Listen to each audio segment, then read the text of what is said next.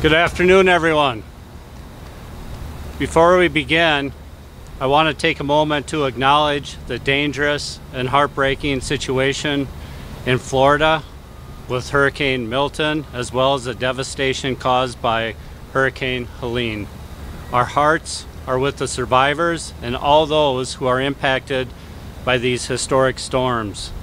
Together with our colleagues across the Department of Homeland Security, the men and women of CBP have stepped up to assist with response efforts. We are working with our state, local, and federal partners and have deployed hundreds of personnel, including specialized teams, to support search and rescue operations, assess aerial damage, and to support the survivors throughout the impacted areas. We stand ready to assist the safety of all those in harm's way, including our dedicated frontline officers and agents who remain our priority. Today, we are here to share updates on Customs and Border Protection's enhanced enforcement efforts that are making our community safer. I am joined by our local leadership team who lead thousands of our dedicated personnel across Arizona. Thank you for joining me. Every day, the 65,000 men and women of CBP, officers, agents, specialists, and professional staff are keeping drugs off the streets and out of our communities. They are taking the fight to the criminal organizations responsible for producing and trafficking these drugs, and they are securing our borders and ensuring the safety of our economy and millions of travelers. During fiscal year 2024, which ended last week, we saw historic migration numbers early in the year, followed by a significant decrease due to the increased enforcement work done by this team. We saw the continued fentanyl crisis firsthand, with narcotics often smuggled through ports of entry, destroying lives and killing our loved ones. We responded by surging enforcement and taking new steps to disrupt the fentanyl supply chain. And we recognized the threats posted by the vicious, unrelenting transnational criminal organizations profiting from the exploitation of vulnerable populations, and took unprecedented measures to dismantle and disrupt these operations. Despite the wide range of challenges we face, we continue to rise to every task. Alongside our partners, we've evolved our tactics and capabilities, we've enhanced our enforcement efforts across multiple fronts, and we put our mission first, protecting the American people. Our efforts are having an impact, and here's how. On the migration front, we saw unprecedented numbers of individuals attempting to enter the U.S. early this fiscal year. We took action. We surged personnel and resources to the impacted sectors, including right here in Arizona's Tucson sector. We leveraged cutting-edge technologies to help our agents respond quickly and effectively. We worked closely with our partners in Mexico to step up enforcement. We enhanced cooperation with our regional partners from the government and private sector. We worked to disrupt the networks and pseudo-legitimate travel agencies preying on vulnerable migrants and driving them to our border with no regard for their well-being. We managed this challenge with an integrity and professionalism that the men and women of CBP display every single day. And while maintaining access to lawful pathways, we enhanced consequences for those who crossed the border unlawfully. Since the presidential proclamation and securing the border were issued in June, we have significantly increased the consequences for those who illegally cross into the United States. This has led to a continued meaningful decrease in unlawful border crossings. Overall, we've seen a 55% decrease in migrant encounters along the southwest border since June. We are putting more people into expedited removal than ever before, which means strengthened consequences and less strain to the cities around the country. In fact, we've decreased releases by 80%. These efforts have allowed us to get our folks back on the front lines, with more agents along the border between the ports of entry, focusing in on our critical law enforcement missions. As a result, in fiscal year 2024, Border Patrol gotaways decreased by 60%. All of that work has enabled us to further increase our focus on disrupting and dismantling the transnational criminal networks that are moving people and things into the U.S. TCOs are sophisticated, innovative, and relentless. We are continually enhancing how and where we combat their efforts. But our borders should be the last line of defense, not the first. That's why we are collaborating with foreign governments to share intelligence, improve border security infrastructure, and build their capacity to intercept irregular migrants before they reach our borders. These efforts are yielding significant results. For example, this past year, we worked closely with countries in Central and South America to intercept thousands of individuals before they could continue their journey north. In fact, earlier this week, just yesterday, I was in El Salvador to discuss continued efforts to collaborate on trade facilitation and migration management. We have also worked closely with the Department of State in their efforts to further restrict the issuance of visas to include travel company executives who facilitate irregular migration of vulnerable migrants. These same TCOs are also responsible for bringing dangerous drugs like fentanyl into our country, killing Americans every single day. CBP is on the front line of the fight against fentanyl. We are best positioned to take on this challenge. We use analytics, operations, non-intrusive inspection technology enhancements to achieve results. Over the past year, we issued an updated strategy to better align our work and strengthen partnerships. Together with the sheriffs from San Diego to Los Angeles, we launched Operation Apollo, getting intelligence information into the hands of our state and local partners to take action and target illicit networks. We took the fight to the cartels directly by targeting plaza bosses that control everything that moves across the border via Operation Plaza Spike. We expanded Operation Apollo here in Arizona and then into West Texas. We have joined more than 175 partner agencies across 40 states and other federal agencies through Operation Free, led by the state of Virginia. We're targeting smuggling routes, taking down cartel-affiliated networks, and disrupting the flow of illegal goods and money that fuel these criminal enterprises. In the last two fiscal years alone, CBP has seized more than 50,000 pounds of fentanyl. That's enough to produce more than 2 billion lethal doses. Right here in Arizona in August, we conducted the single largest bust of fentanyl in the agency's history, 4 million pills at the port of Lukeville.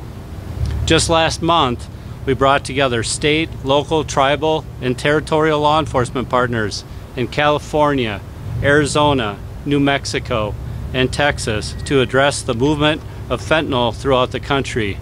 During a week-long highway surge operation, we seized over 4 million in fentanyl and 1 million in methamphetamine. We also seized 12 vehicles and made 77 arrests. And it goes far beyond finished products. We are seizing precursor chemicals in the pill presses, parts, dyes, and molds used to produce fentanyl. We're cutting off fentanyl or cartel resources.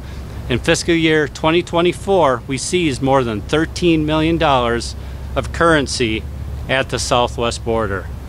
Throughout enhanced cooperation, our partners in Mexico have arrested key leaders within these organizations, including 5 plaza bosses. But the most important statistic is that opioid-related overdose deaths decreased last year. This is an important development, but our efforts continue. One death is too many. We are also enhancing our enforcement efforts in the trade environment. In fiscal year 2024, CBP processed over 1 billion de minimis shipments, small packages. Nearly 4 million small packages arriving every single day. This explosive growth is being exploited by bad actors who are sending the chemicals and equipment used to produce fentanyl in small packages. They are also using this environment to send unsafe, counterfeit goods. The sheer volume of packages makes it hard to detect the drugs and illegal goods being sent. In response, we've increased inspections. We're targeting high-risk imports. We're holding shippers, carriers, brokers accountable for what is in the packages they accept. And we're strengthening our partnership with industry to ensure compliance. We've also expanded our use of advanced analytics to identify suspicious shipments before they arrive. This allows us to more effectively target and interdict illegal goods. It helps us protect American consumers, and it ensures harmful products don't enter our supply chain. All of this matters because what happens at the border impacts communities across this nation. We're here at the Mariposa Port of Entry in Nogales. It's where we seize 50% of the fentanyl coming into our country. Arizona is where, in December, we were seeing extremely high numbers of unlawful border crossings fueled by illegitimate networks funneling people to our borders. So it's the right place to talk about our frontline personnel who continue to address challenges and enhance our enforcement efforts. In Arizona specifically, Border Patrol encounters in Arizona are down 54% since May and 85% since December. We have seized approximately 13,600 pounds of fentanyl and 14,500 pounds of methamphetamine. And we have also seized more than 160 weapons heading southbound through the Arizona ports of entry. Put simply, our enhanced enforcement efforts are making Arizona's communities safer. And the agents and officers who do this difficult work, often thankless work, need more resources to do their job. First and foremost, we need to increase the size of our workforce to match the increase in trade, travel, and migration. We also need to modernize our trade laws, which predate the massive growth in e-commerce and air cargo, which accounts for much of modern commerce. We also need help from you. Join us in the fight. Law enforcement organizations out there, partner with us. Folks here in Arizona, report suspicious activity.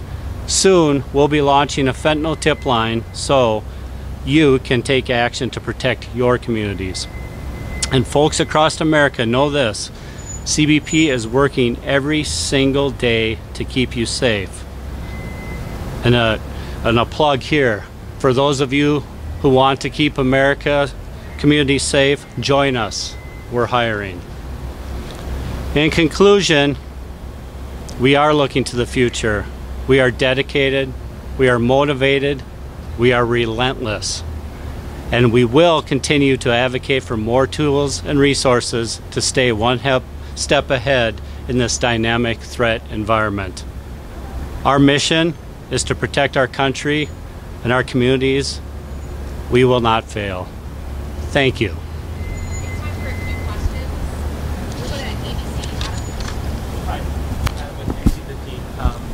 Oh, I'm sorry. Thank you for coming down here. Thank you. Just wondering, numbers were high before fiscal year 24. I'm wondering if you've sensed, the frustration that something like this didn't come sooner in terms of the executive action. And migration can also be seasonal. We're approaching the winter again when numbers were really high last year. Do you think that executive action will let the current numbers stick at where they are going into the winter? I'm not in the business of predicting, but the final rule is working.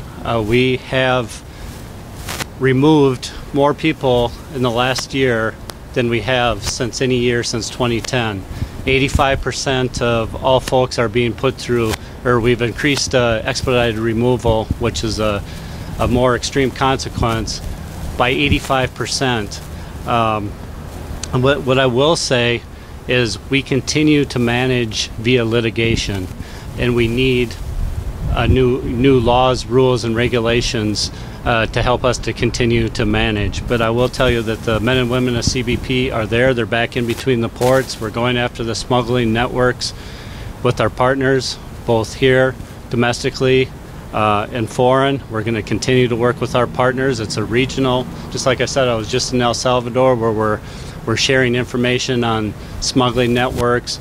They're helping us with migration at their borders, keeping illicit actors from moving throughout this hemisphere. We're doing very much the same thing throughout this hemisphere, so we're going to continue to work hard every single day to keep the numbers at or below where they're at today. But to your question, we're going to continue to look at it. We're going to monitor the intelligence, and we're going to take the action we need to address it.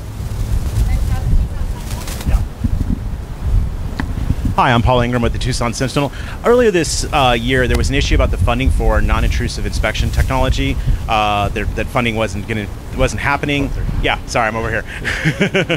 Can you talk a little bit about that issue? What inspection technology has been installed, and what are the holdups to doing more to intercept fentanyl and other goods that are coming into the United States?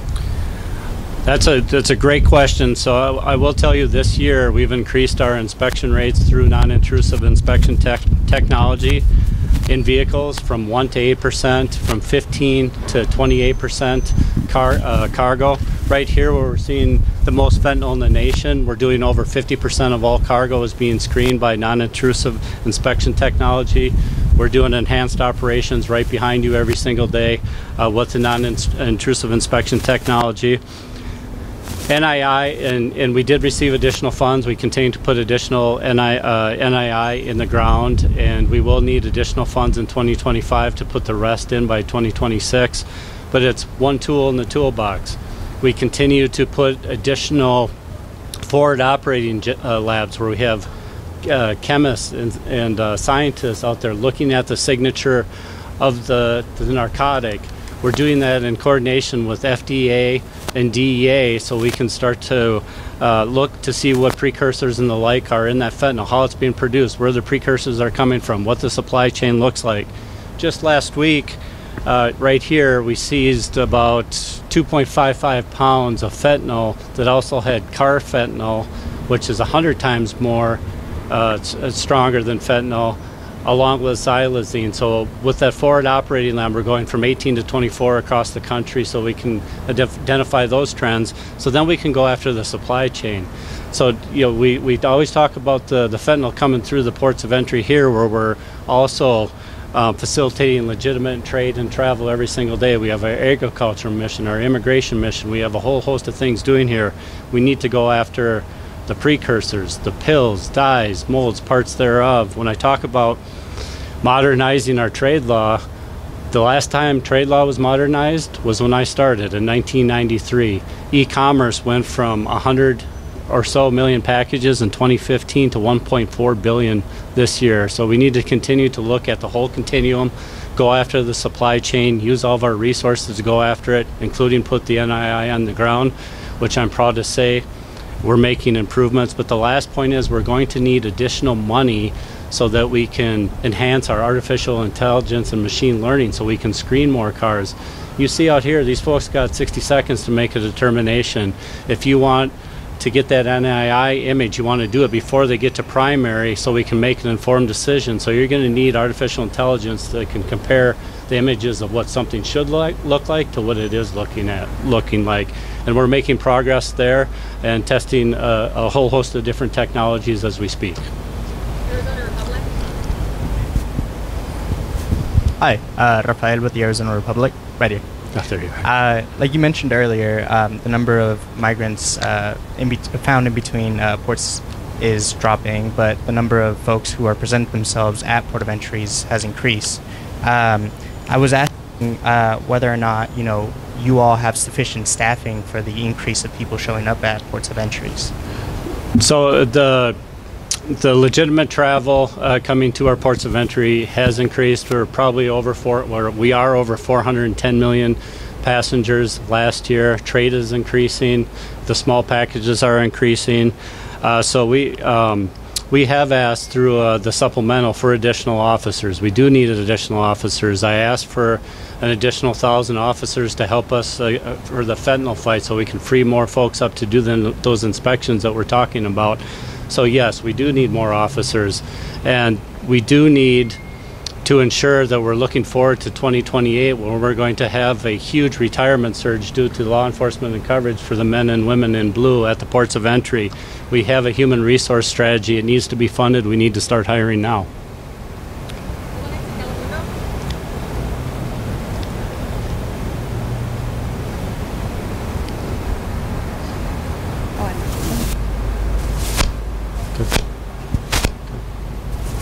Hi, Commissioner.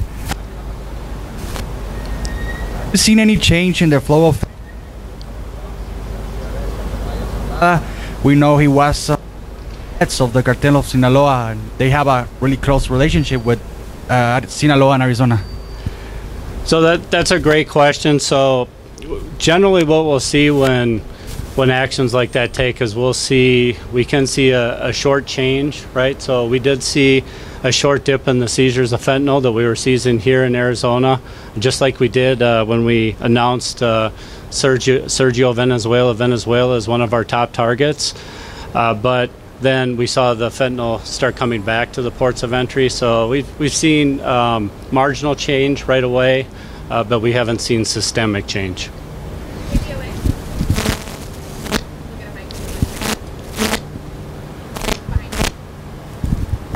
Hello, sir. Hi, how are you? Tyler with KBOA.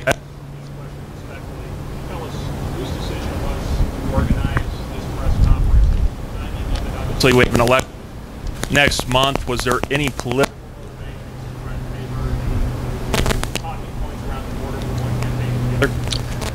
So I'm a 31-year law enforcement professional. The end of the fiscal year happened to be last week. So we decided to do the end of the fiscal year report the week after the end of the fiscal year. And we figured that we should do it here in Arizona, which really continues to be ground zero when it comes to fentanyl, and was ground zero when it came to migration. Next question. Thank you. Marely Ruiz from Univision, Arizona. My question is, Nogales has high-tech scanners for detecting fentanyl pills crossing the borders. Some of them are still in warehouses. Do we have a timeline of when they're going to be installed in the ports of entry here in Arizona, or if there's any funds for them to be installed? So a good question. Again, we've made significant progress here at the facility that we're standing at. We're doing over 50%. We do have, in 2025, we should be deploying a additional non-intrusive inspection technology here at Mariposa. It's a little bit trickier at our other port of entry downtown, DeConcini. And as you know, these things aren't small. They're huge pieces of equipment, and a place like DeConcini, you've got feet till you get into Mexico. So we continue to look at new technologies for places like DeConcini, but we will continue to install NII here. We do need additional funding for civil works for fiscal year 25 to complete the deployments across the southwest border. Hello, Andres Rendon from KOLD. Back in May, CBP had launched the Se Busca initiative here in Arizona with the top 10 most wanted suspects that you guys were looking after. Just wanted to see whether or not there was any update on that initiative launched months back. Well, thank you. So we have, if we're talking Plaza Spike, we've in coordination with Mexico arrested a number of plaza bosses across the southwest border. But most importantly, it's not just about those individuals. Plaza Spike's actually about the logistical network. So we are actually doing a number of things, looking at brokers, carriers, places where they're actually stuffing the cars south of the border. So there's a whole host of different things we are doing. We have made significant progress. We will continue to make significant progress.